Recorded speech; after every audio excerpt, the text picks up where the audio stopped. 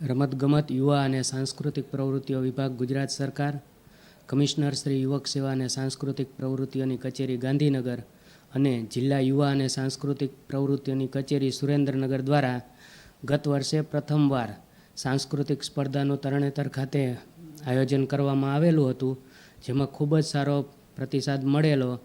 આશરે 450 કરતાં વધુ એન્ટ્રી આવેલી અને અમે ગત વર્ષે 26 સ્પર્ધાઓ કરેલી હતી.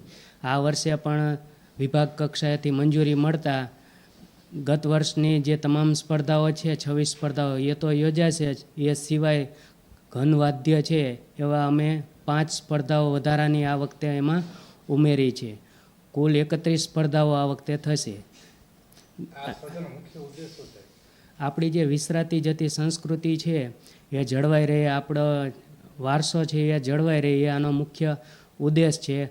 એ ઉપરાંત જે નાના નાના કલાકારો છે, જૂની જે આપણી પરંપરા છે એના જે કલાકારો છે એને એક સ્ટેજ મળે અને આપણી આ ભવ્ય વારસો જળવાઈ રહે, એ આનો મુખ્ય ઉદ્દેશ છે.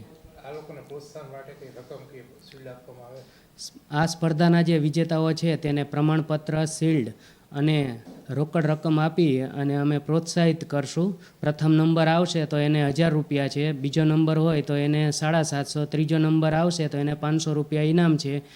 આ ઇનામ રહ્યા એ જે ટીમ ઇવેન્ટ છે એમાં પણ જેટલા મેમ્બર હોય એ મુજબ મળશે.